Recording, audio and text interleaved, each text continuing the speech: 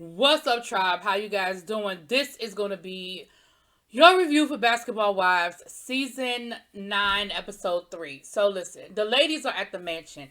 Evelyn, Shawnee, Malaysia, Kristen, and is her name Liz? Lamar Odom's baby mama. They're all at one mansion. And then we have Jennifer, OG, and Jackie at the other mansion.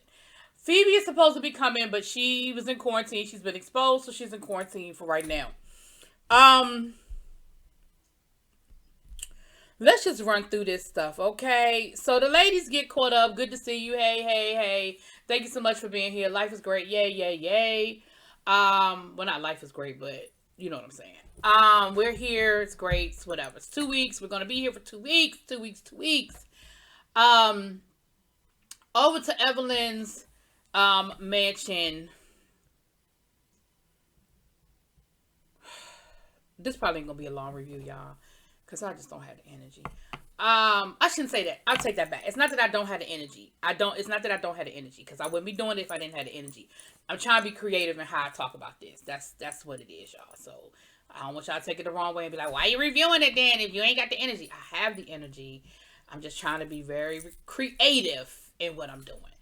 All right, so Liz, her storyline seems to be that there's some concerns with the college fund, her son, and her Lamar not handing her the money. And here's what's funny. 1 minute you telling your son, you handle it, you talk to your daddy, I'm not getting in the middle of it, you're a young adult, you handle it. Then the next minute it's, I'm going to be his mama, I'm always his mama, and I'm always in it.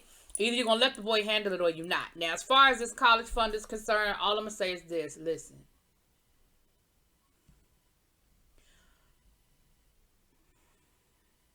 Lamar has had his challenges in the past. Okay? And I remember when Lamar was with Chloe, whether y'all like Khloe Kardashian or not, Chloe was trying to help Lamar get his finances in order because his finances were screwed up then. That was before he passed out down to the bunny ranch, OD'd, and had the stroke, okay? So, I don't know if there's anything left in this college fund, and neither do you, girl. Now, the boy, when you called your son, he said he had talked to his daddy. He said his daddy been pressing him out, and that he did bring up the college fund, but he ain't asked him about it. And she was like, why not? Like, you supposed to be starting school in like 2 months. What is wrong with you? Like, you know we need the money. Why you ain't ask him about the money? So it sounds to me like this is just something for you to continue to have a conversation about Lamar, because that's how we know you, and that's how we're bringing you on the show. I could be wrong, whatever, but that's how I feel about it. At the end of the day, Lamar may or may not have that money, girl, but I just will hold my breath. I'm just saying.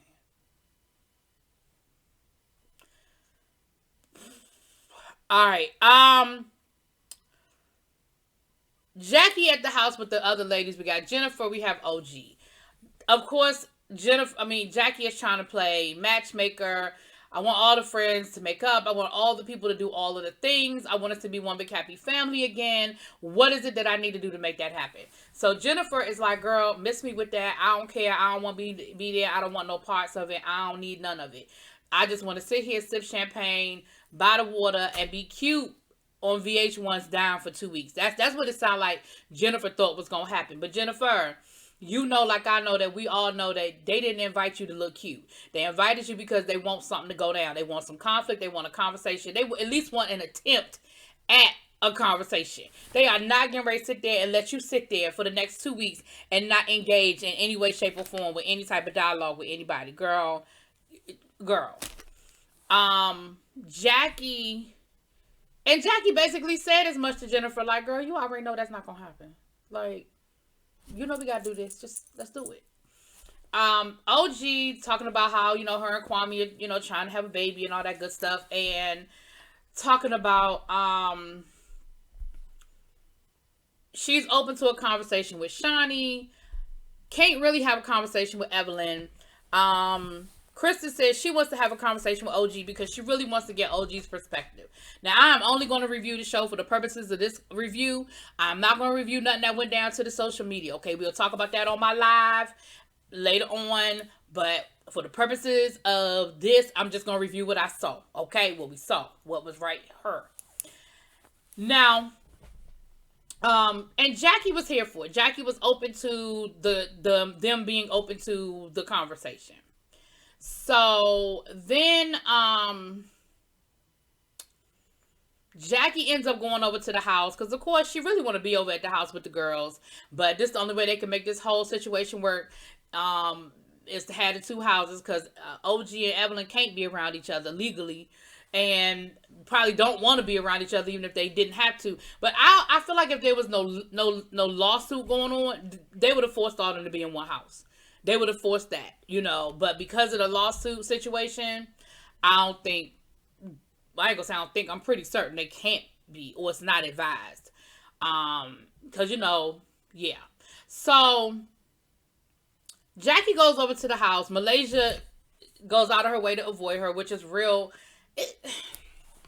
What I thought was interesting was that Malaysia literally left the room to avoid talking to Jackie. And even when her and Jackie ended up in the same room, she wouldn't even speak to her, wouldn't acknowledge her presence, wouldn't say, hey, how you doing? Nothing. Didn't even acknowledge that the woman was standing there. Yet later on in the day, you trying to have a conversation with Kristen and them about holding grudges. Girl. And she even acknowledged this. She acknowledged this. She said, well, I know that, you know,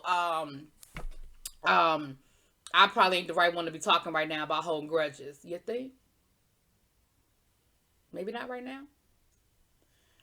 So Jackie ends up having a conversation with the ladies, and they get into this whole conversation about colorism and the racism and perspectives and so forth and so on with OG. The one thing I'm going to say, and other reviewers don't feel the way I feel about this, and that's fine. I accept it, and y'all say whatever y'all going to say in the chat. I mean, in the comments. If you're nasty or disrespectful, I'm just going to delete it. So it is what it is. But I feel like in that moment, Shawnee was like, yeah, I show favoritism, but not because of race, but because Evelyn is my girl. So yes, do I let Evelyn get away with more than everybody else? I sure do. Do I let people do what they're supposed? Do I let other people? Do I come down hard on other people that might have problems with Evelyn? I do. And is that wrong? That is wrong on my part. But that I know I have done in the past. I feel like what a lot of y'all have been wanting to see and or hear from Shawnee, y'all got.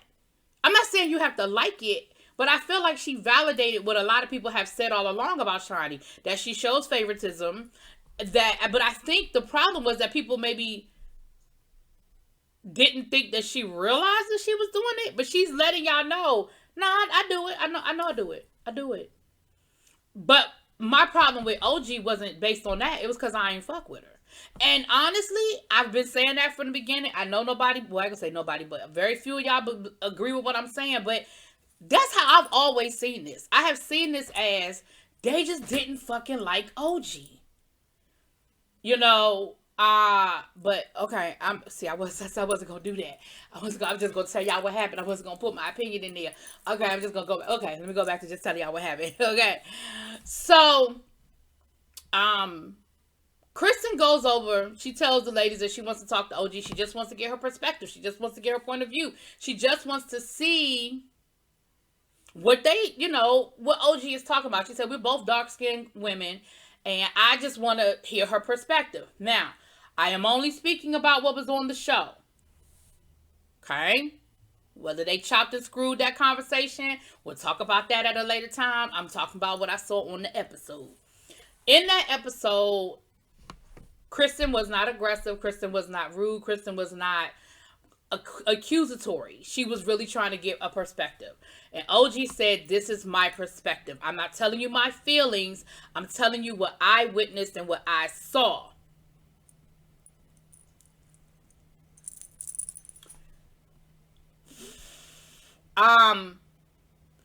Kristen said, but both of us are dark skinned, so I don't feel like and she said, but it's not just about the complexion, it's also about features.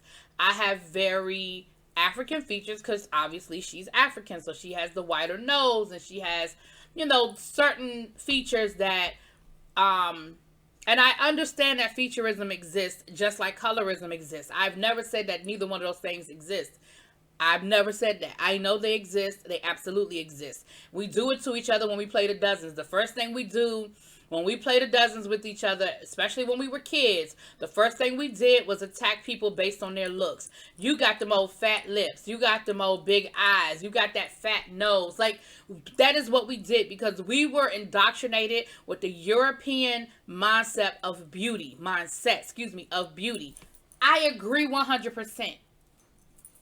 But what I felt like in that moment was that OG was adding layers.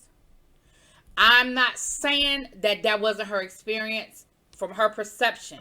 I'm just saying that it seemed like no matter what Kristen said, she wasn't going to win. And win maybe not even be the better word either because it's not about winning.